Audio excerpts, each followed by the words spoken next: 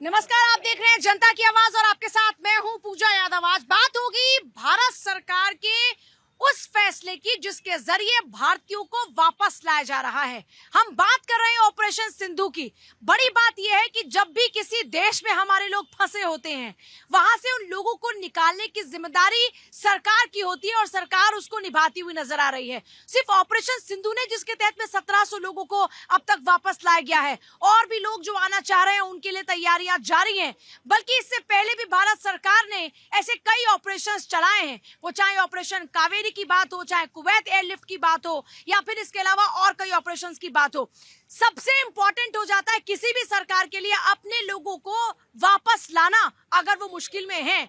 तो क्या इस बार ऑपरेशन सिंधु की बात हो, या फिर आपने देखा कि रूस यूक्रेन युद्ध में जब हमारे छात्र फंसे तो हजारों की तादाद में फंसे छात्रों को यहाँ पर लाने की बात हो, सबको लाने का जो काम सक्सेसफुली किया गया, क्या ये मोदी सरकार की काबिलियत है, या फिर आप ये मानते हैं कि ये सरकार की नैतिक तौर पर जिम्मेदारी होती है और सरकार उसको निभा रही है? तो जनता की आवाज में सरकार के इसी वर्किंग प्रोसेस को, इसी कार्यशैली को जनता किस तरह देखती है, बात इस पर होगी। हमारे साथ में कुछ खास मेहमान भी रहेंगे और सबसे खास रहेगी हमारी आवाम, यानी हमारी जनता, जनता की आवाज में। भारत ने अब तक कई रेस्क्यू ऑपरेशंस चलाए हैं, लेकिन उन रेस्क्यू ऑपरेशंस पर जनता क्या सोचती है ये भी जानेंगे, और साथ ही साथ हमारे साथ में खास मेहमान भी रहेंगे जो बताएंगे कि इन सब का क्या क्या स्टैंड है। तो आइए आज के मेहमानों से आपको मिलवाते हैं। हमारे साथ में आलोक बत्स, लीडर बीजेपी, तन्नू हमारे साथ में कांग्रेस लीडर, सृष्टि प्रिया हमारे साथ जल्दी होंगी, पॉलिटिकल एनालिस्ट, संजय मिश्रा हमारे साथ में है, पॉलिटिकल एनालिस्ट, एहसान अब्बासी साहब हमारे साथ में है,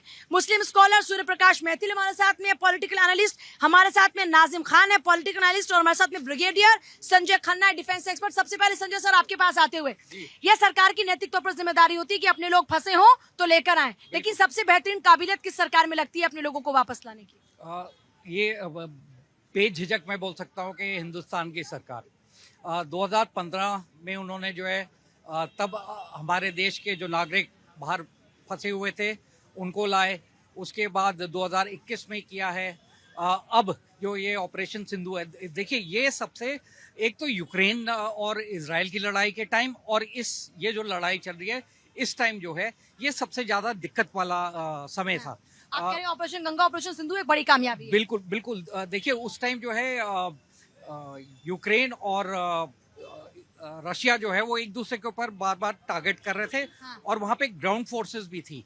तो कितने चैलेंजिंग हो जाता है सर? बहुत ज्यादा। देखिए कहाँ से फायर होगा, क्योंकि वहां पे कोई आपको पहचानता नहीं है। हाँ। तो जब आप निकलने की कोशिश करते हैं तो दोनों ही, चाहे वो यूक्रेनियन हो या रशियन फोर्सेस के सिपाही हो, वो जो है भुलेखे में जो है आपको मार सकते हैं। तो वहां से कूटनीति हमारी बहुत अच्छी थी। प्रधानमंत्री साहब ने रशियन प्रेसिडेंट से भी बात की और यूक्रेनियन प्रेसिडेंट जेलेंस्की से भी बात की, और उन्होंने एक सेफ कॉरिडोर बना के जो है हमारे लोगों को वहां से निकाला है।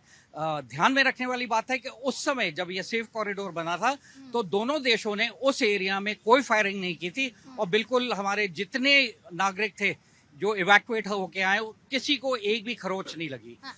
ये भारत की कूटनीतिक जीत है हाजिम साहब, ये भारत की कूटनीतिक जीत है कि हमने ऑपरेशन सिंधु, हमने ऑपरेशन गंगा के तहत में अपने लोगों को वापस सुरक्षित भारत में लाने का काम किया। हाँ देखिए, बिल्कुल इसमें कोई शक वाली बात नहीं है। ऑपरेशन सिंदूर की जब बात होती है तो हाजी नाजिम का सीना, ऑपरेशन सिंधु की बात कर रही हूँ। हाँ, सुन लीजिए, मैं आप सिंदूर पे जा रहे हैं। हाँ देखिए, मैं ऑपरेशन सिंदूर के बाद ऑपरेशन सिंधु पर भी आ जाऊंगा। सुन लीजिए, देखिए हाजी नाजिम खान का, हाजी नाजिम बोल दो इनको जवाब देने के लिए, हिंदुस्तान जिंदाबाद। हाँ देखिए, मैं इनकी बात का सवाल का जवाब भी दूंगा। सुन लीजिए, पहले हाजी नाजिम खान का दिल है ना बड़ा गदगद हो जाता। काश हाजी नाजिम खान के आज बजरंग बली की ताकत होती तो अपना सीना चीर कर दिखा देता, कि इनको बता देता कि भारत जिंदाबाद। तो देखिए हाजी नाजिम खान भारत जिंदाबाद की बात करता है और पाकिस्तान मुर्दाबाद की करता है। क्योंकि देखिए मेरा मुल्क बड़ा खूबसूरत है, लेकिन कुछ लोग हम लोगों को निशाने पर रखते हैं। कहते हैं ना कि चलती बंदूक के दहाने पे हमको मालूम है हम निशाने पे। अब देखिए बात जब यहाँ पे ऑपरेशन सिंधु की बात आती है तो मेरी देशभक्ति का प्रमाण मांगने के लिए तुरंत कह देते हैं कि भारत जिंदाबाद। अरे भाई, भारत जिंदाबाद था, है, हमेशा रहेगा। लेकिन आप मेरी देशभक्ति पे जिस तरीके से प्रश्न चिन्ह लगा रहे हैं, ये सोचने वाली बात है। भाई देखिए, मोदी जी हैं तो मुमकिन है। देखिए पूजा जी, किसी भी देश का नागरिक अगर कहीं फंसता है तो उस देश की सरकार की ये नैतिक जिम्मेवारी होती है कि अपने नागरिकों को सुरक्षित रूप में वहां से ले आए जाए। और मोदी जी आज विश्व के सर्वश्रेष्ठ नेताओं में एक हैं।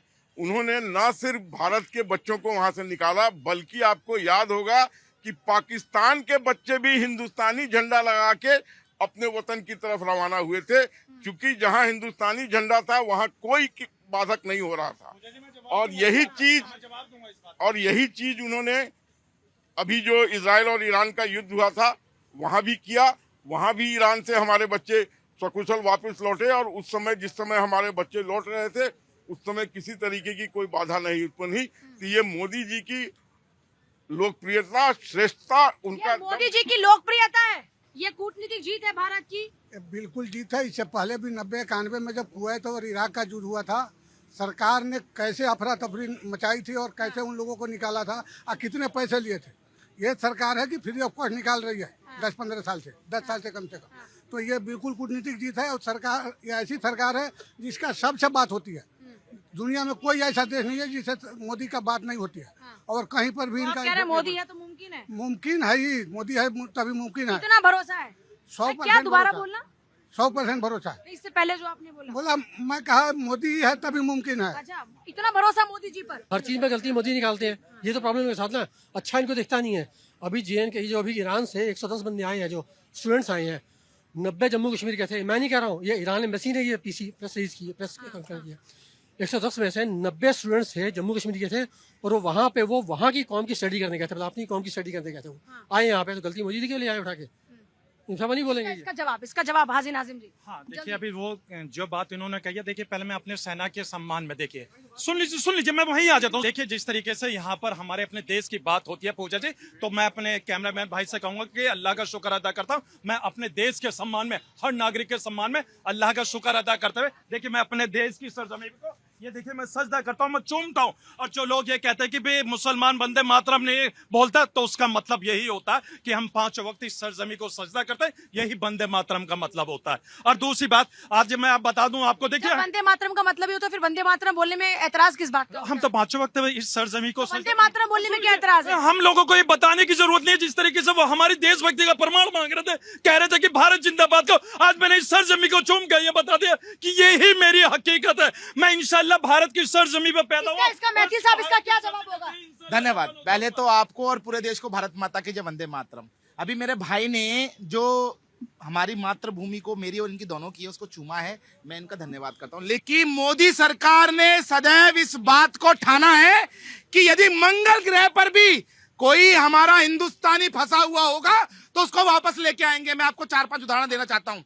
नेपाल में भूकंप आया, ऑपरेशन मैत्री चलाया गया, हिंदुस्तानियों को वहां से वापस लाया गया। ऑपरेशन राहत के अंदर यमन से सैकड़ों भारतीयों को वापस लेके आया गया।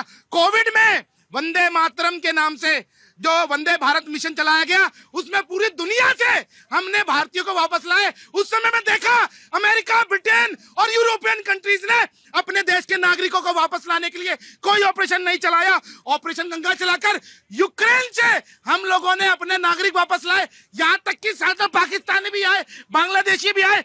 सूडान की राजधानी से भी हम लोगों ने 300 अपने भारतीय वापस लाए। इराक के अंदर तिरकित में ISIS के कब्जे में 46 हवाई नर्सें थी, उनको भारत में वापस लाने का काम नरेंद्र मोदी सरकार ने किया। साथ ही साथ मैं आपको बता दूं, जैसे इराक की राजधानी से आपने बताया ऑपरेशन सिंधु आया, मैं आपको बता दूं ये नरेंद्र मोदी जी के द्वारा पिछले 11 साल में जो एक कूटनीतिक वातावरण तैयार किया गया, इंडिया फर्स्ट, नेशन फर्स्ट, और हमारे नागरिकों को विदेश में जाकर सम्मान मिले, उसकी इंश्योरिटी की तो ये नरेंद्र मोदी ने की। ठीक है। अभी भाजपा प्रवक्ता कह रहे हैं कि विदेशों में हमारे नागरिकों को